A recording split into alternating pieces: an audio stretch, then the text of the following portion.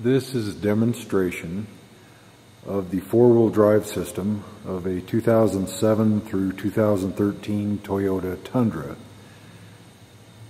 Although this video is specific to the Tundra, the four-wheel drive system shown in this video is very similar to other four-wheel drive systems made by other manufacturers and by other or used in other vehicles made by Toyota.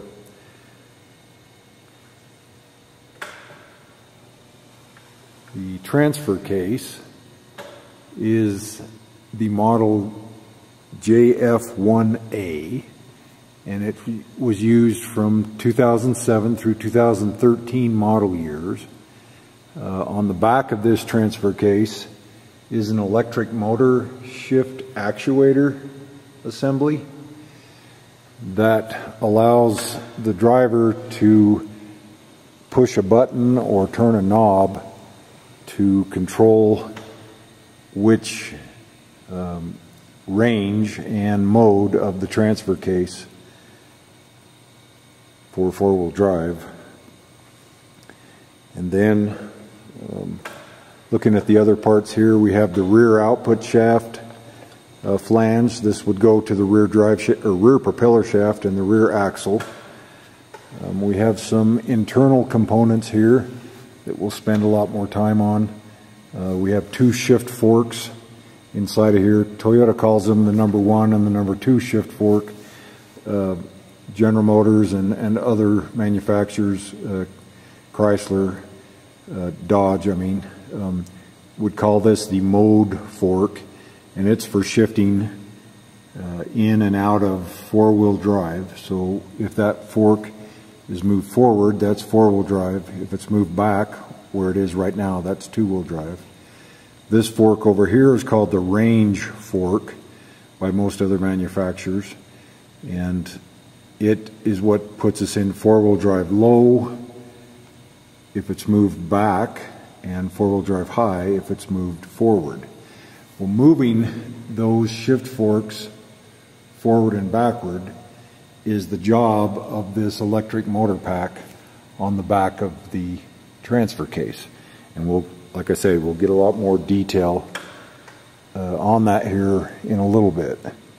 On the front of the transfer case here, this is where the output shaft from the automatic transmission or manual transmission would go, and this housing would bolt to the transmission. Obviously we have a front propeller shaft here that goes to the front axle, the front differential assembly. This is an automatic disconnecting differential assembly. Toyota calls it the ADD differential, automatic disconnecting differential. And it also has an electric motor on the front of it right here, and this electric motor is used to move a shift fork, you can see right there, and move this shift sleeve to the left, which is disconnected, so we'd be in two-wheel drive at that point, or over here to the right, which is connected, which would give us four-wheel drive. And I'll show you how all that works here in just a little bit. I have the right-hand CV axle flange without the rest of the CV axle connected to it, inserted into the right-hand axle tube. And then I also have the left-hand CV flange stuck into the driver's side, the left-hand side of the axle, or the differential. And as you can see, this CV flange goes all the way in and connects to the side gear in this front differential. This differential on the Toyota Tundra for 2013 is an 8 5/8 of an inch diameter ring gear. It's just a regular open style differential, as you can see. However, looking at the right-hand axle CV joint flange there, it's not rotating, and that's because it is disconnected right here with this automatic disconnecting differential setup. And so we'll talk about how all of that works here shortly. Continuing on around with the rest of the front differential, we have obviously our front propeller shaft here and the universal joints. I'm going to have another video on YouTube here shortly on the proper way to change universal joints. There's a whole lot more to it than most technicians think. And I will show you the official tools and the proper procedures, even selective snap rings to center the universal joints in their flanges.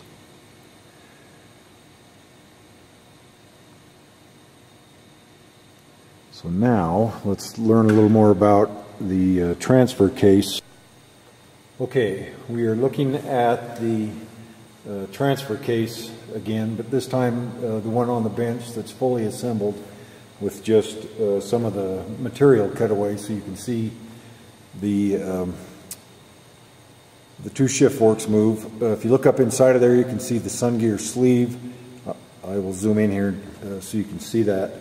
So we've got our number 1 and number 2 shift forks.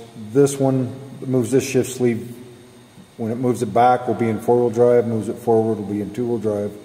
On the other fork, if it moves it forward to the right of the screen, that's the high mode, 2-wheel drive and 4-wheel drive high. If it moves it to the left, then that's low mode, 4-wheel drive low. So let me zoom in here a little bit, get a little better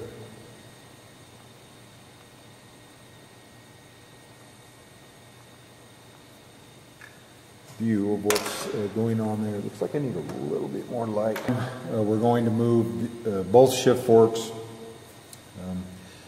in the proper order so you can see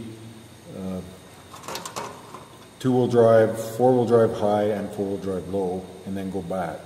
Right now we are in 2-wheel drive mode. The chain is not moving, and I want to move to 4-wheel drive mode. So to go into 4-wheel drive, I'm going to put power on the red wire and ground on the blue. There we go. Okay, you saw that shift fork move, and now we are in 4-wheel drive. The chain is moving, the front propeller shaft is moving. Once we're in 4-wheel drive, then we can engage the front differential, the ADD, automatic disconnecting differential. We can connect the differential and finish the 4-wheel drive process. Now let's go to 4-wheel drive low, since we're in 4-wheel drive high.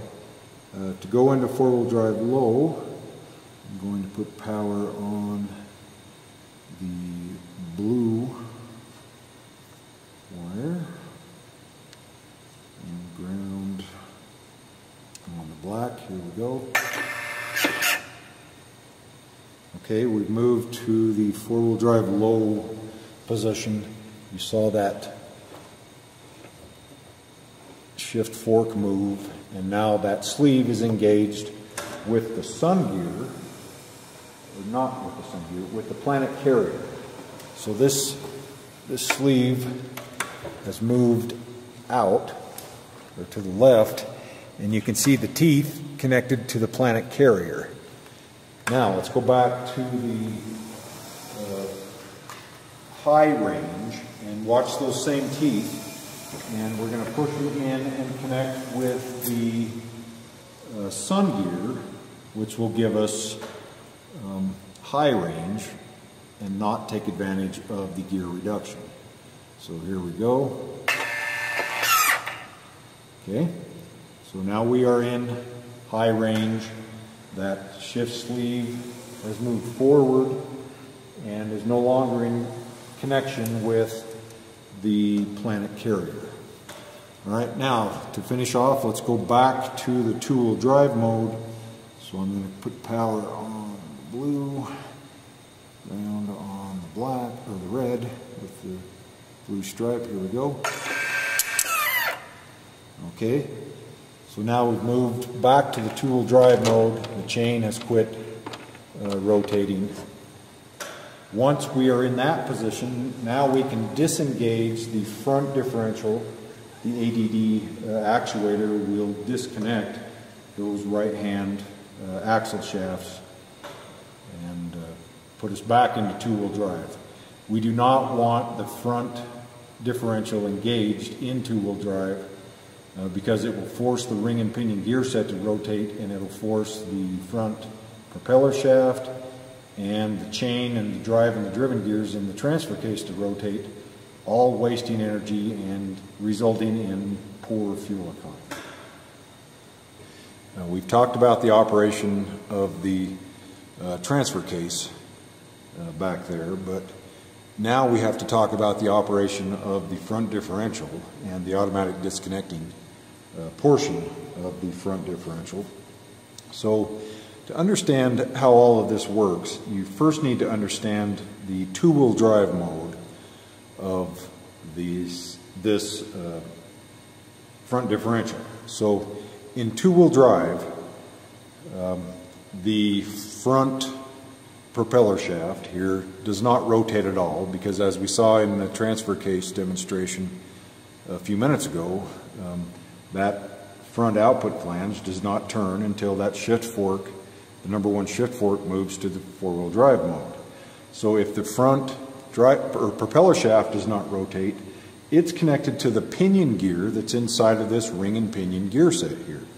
Well, if the pinion gear does not rotate, that means that this ring gear does not rotate either. So if it does not rotate, and we've got CV joints, CV drive shafts connected to each front tire, and you're driving down the road, I want you to see that as I rotate both front tires essentially through the CV drive shaft flanges here, that the ring gear does not move. That ring gear right here is solid. So what's moving instead?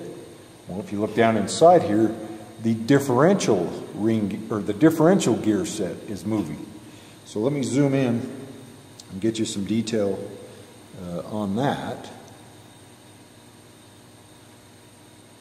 A little bit more right there. Okay, so we're looking at a side gear, a differential pinion, another side gear back here, and another differential pinion. And notice that as I spin the left front tire forward, that the left front side gear that axle or CV joint flange is splined right to also spins forward. But notice in the back here, the opposite side gear and the axle shaft that connects to it is spinning backwards. Now, you've probably all seen that on a vehicle on the hoist with an open differential. You spin one wheel forward and the other wheel spins backwards. Well, obviously driving down the road, we don't have one wheel spinning forward and the other wheel spinning backwards. So instead, we have to have some sort of a disconnecting differential. So let me zoom back out here. This automatic disconnecting differential actuator assembly here disconnects the whole right-hand side axle shaft from the differential, so that as that side gear spins backwards on the passenger side, it doesn't try to spin the right front tire backwards. So the right front tire can continue to spin forward because this axle shaft is actually cut in two right here. And I'm going to reposition the camera so you can see what's going on here with the cut-in-two part and show you how this actuator moves a little shift fork, moves a little shift sleeve to put that into the four-wheel drive mode. Okay, I've got some better light on that split axle shaft. And once again, here's our shift sleeve and shift fork. If you look up inside there, as I spin this right hand or left hand driver's side CV flange forward, you can see that little set of splines on the little stub shaft spinning backwards. That stub shaft connects into the other side gear on the passenger side. And then this sleeve here connects to the CV flange on the passenger side. So as I spin both wheels forward, you can see we have one spinning backwards and one spinning frontwards. So the only way to connect those two together is to first put the transfer case into four-wheel drive. That will start the ring and pinion gear set spinning, and as the ring and pinion gear set spins, the differentials side gears and pinion gears will stop rotating relative to each other and rotate as one assembly, and then we can move this shift fork over. So I want to show you that shift fork moving, and so I'm going to back out here on the zoom. Angle the camera down just a little bit so you can see the shift actuator right here. We've got an electrical connection, the electric motor, and it's going to, when I actuate it, it's going to move that sleeve. There we go, right there. It's going to move that sleeve over to the driver's side and engages into four-wheel drive on the front axle, front differential. Okay, so I'm going to connect wires to the electric motor for the shift fork right to move this shift fork. So we're going to move this shift fork that moves the sleeve that's going to connect the right-hand axle shaft to the right-hand axle shaft stub there and put us into four-wheel drive, because right now there's no connection there. So here we go. Okay, we've now moved it to the engaged position. It moved over to the right, and now as I turn the driver's side, the left-hand side CV flange, you can see that the whole right-hand axle turns with it. But that, as I said, should not happen until we are in four-wheel drive on the transfer case. Okay, so we've moved our shift fork and sleeve over into the four-wheel drive position. In order for that to happen, we had to be in the four-wheel drive mode of the transfer case first. So now let me zoom out.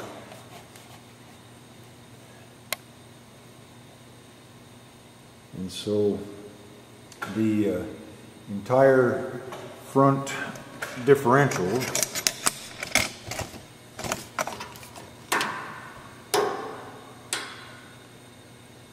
assembly is in the four-wheel drive mode. Now when that happens, the ADD actuator here, the automatic disconnecting differential actuator, uses two of these wires to notify the computer that the front differential is finally engaged in the four-wheel drive, and that will allow the four-wheel drive light to turn on the dash. On the old manually shifted transfer cases and some of the older vehicles, that switch would physically turn the light on the dash. But on computer-controlled ones, it's an input to the computer, and then a serial data message goes to the instrument panel that then turns on the four-wheel drive light. So one more time, just a quick review. To go into four-wheel drive on just about any four-wheel drive system, we must first shift the transfer case into four-wheel drive. Once that is confirmed that it's in four-wheel drive, then we can engage the front differential into four-wheel drive, and then that will turn on your four-wheel drive light. If you think you're in four-wheel drive but your front propeller shaft is not turning, then you're not in four-wheel drive, and the front differential will probably not be engaged either. To disengage everything, we do not just go opposite directions. We must first disconnect the transfer case from the four-wheel drive mode, and then disconnect the front differential from the four-wheel drive mode. So this has been a demonstration of the power flow and operation of a transfer case and front differential of a part-time four-wheel drive system on just about any four-wheel drive truck out there. This particular one is a 2007 through 2013 Toyota Tundra.